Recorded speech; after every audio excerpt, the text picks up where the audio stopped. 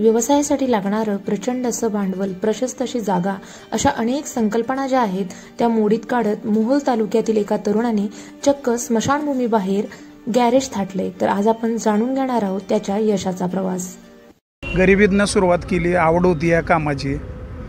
आणि कसं आहे, ज्या टायमाला चालू केलं त्या टायमाला जास्त गाड्या नसायच्या, मग जागा भरपूर लागते गॅरेज कामाला. त्यामुळं मग इथं स्मशानभूमी दिसली आपल्याला.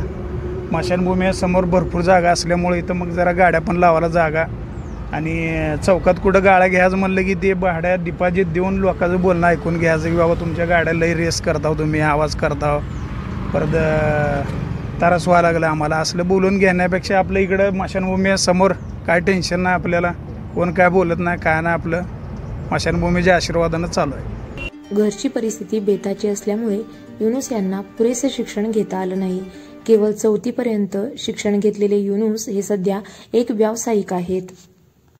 शिकलो मी सोलापूरला. आपले सिकंदर फोरमॅन म्हणून आपले गुरु आहेत, त्याने आपल्याला ही काम शिकवलं. त्यांची जरा आपल्या पाहुण्यातलेच असल्यामुळं त्यांनी भरपूर प्रतिसाद दिला आपल्याला, चांगलं लवकर शिकवलं. नवीन गाड्यामधली भरपूर माहिती देतात, कंटिन्यू आपलं संपर्क असतात त्यांच्याबरोबर. अजून काय नवीन आले की शिकायला पाठवते ती, बोलवते ती, चांगलं त्यांनी साथ देते आपल्याला. व्यवसाय प्रशिक्षणाच्या अनेक डिग्र्या घेणारे अनेक विद्यार्थी आपण नेहमी पाहतो, परंतु अशा विद्यार्थ्यांसाठी युनुस हे एक मोठं उदाहरण आहेत. शिक्षण आपलं झालं की चौथीपर्यंत झालं आपलं. व्यवसायासाठी प्रचंड असं भांडवल, प्रशस्त अशी जागा आणि महत्त्वाचं लोकेशन पाहणाऱ्या अनेक तरुणांनी युनुस यांचा आदर्श घ्यायला हवा. उघड्यावर परिस्थिती आता डिपॉझिट कुठल्या, आता चौकाला एवढं मार्केट आलंय, रोडला प्रत्येक रोडला मार्केट आहे. 3 लाख रुपये 2 लाख रुपये डिपॉझिट आहे. आपल्याला मिळणार किती ह्याच्यातून आपण डिपॉझिट कसं गोळा करून द्यायचं, काय करायचं.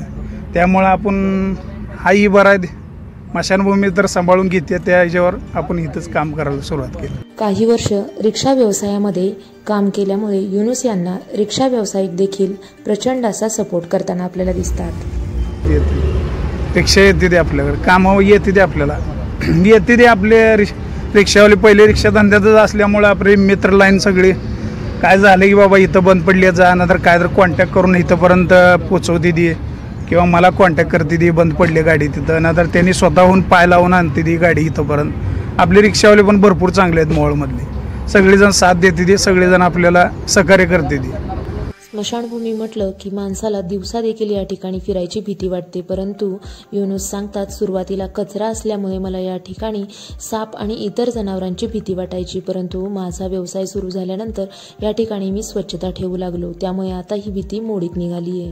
स्मशानभूमी भीती काय वाटण्याचं कायच नाही. मी पहिलं जरा भ्या वाटत होती, का तर इकडं साप बिप असते ते, साप तरी एकतर माझ्या मांडीवरनं गेलं.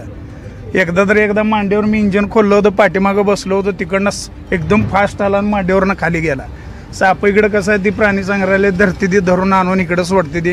आणि आता इथं गॅरेज काम करता मी सगळं स्वच्छ ठेवायला लागलो. रोज सकाळी आलं की पहिलं झाडून मगच आपलं काम चालू करायचं. झाडून स्वच्छ राहते आपली स्मशानभूमी समोर. आपल्याला लोक बी आले की गाड्या बिड्या लावायला इथं लावा म्हणून सांगत असतो. लावा, जागा आहे इथं, स्वच्छ सावली असल्यामुळे लोकांना पण बसायला चांगलं होतं इथं. व्यवसाय करताना भांडवलाच्या भीतीने धास्तवलेल्या तरुणांनी युनुस यांचा आदर्श घ्यायला हवा.